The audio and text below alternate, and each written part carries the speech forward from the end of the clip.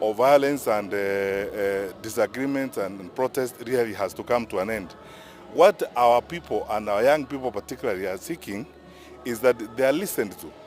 And our leaders, particularly our leaders in government, who are the ones who have consequential convening power, are the only ones who can put people together in the manner in which even civic leaders are suggesting, so that we can focus on the solutions to the challenges and the problems that we are dealing with. But it cannot be that, when something happens like happened last Wednesday, we now begin saying things that are very interesting. Honestly speaking, it's so difficult to even try to repeat some of the things I'm hearing. How can you say, now we are talking about one community, or saying, the people who are on the streets came from Muranga and Nyeri, and then they went all the way to Kericho and Kisii and Kakamega and Mombasa. So there was no one in Muranga and Nyeri that day. Everyone left Muranga and Nyeri, went to Busia and Kisumu. Honestly, Narok, we are, that is worse than a joke, honestly. When you are talking about the grave nature of the challenges that we are dealing with, how can we trivialize such a serious national crisis and then subject it to, hilarious jokes like those? Let's be serious.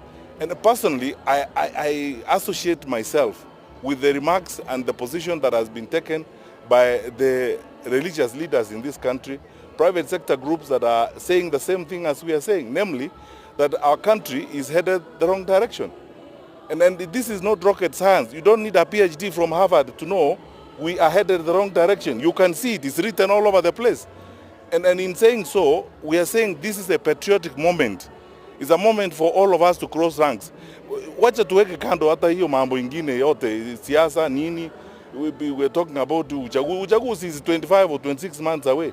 Our country must survive first, and we must be a stable nation before we get there. So let us not even stop talking about those businesses, about elections and stuff like that. Focus on the stability of the country. I have been moving around, talking to people. I go to, meet people. Look here, I am in charge here today, sitting with these leaders. The level of bitterness and anger down below in the country is unprecedented. I have not seen that before.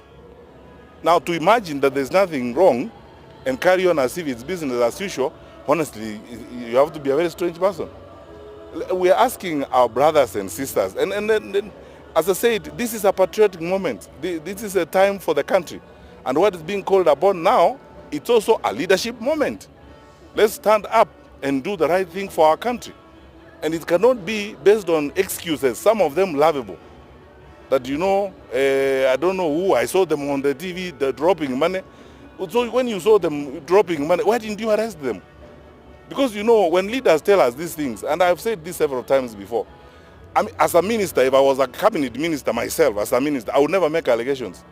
Sasa niwaambie nyinyi wananchi mfanye nini? Hamuna pingu, hamuna polisi, hamwezi kukamata mtu. Sasa nikuje kulia huko kwa wananchi, mfanye nini nyinyi wananchi?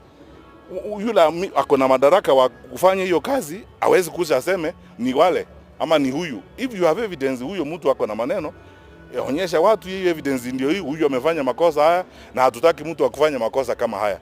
Sasa sio wakati wa kulaumiana tafadhali. Sasa tuende kwa kazi. And these leaders wajue kwamba all of us, the citizens they lead, sisi tunataka kuwa support wakitafuta solutions kwa nchi yetu. Wacha sasa tuache hii maneno ya kuongea eti nini siasa nini. Elections are 26 or 25 months away. We can now spend all our time on that and the country is burning.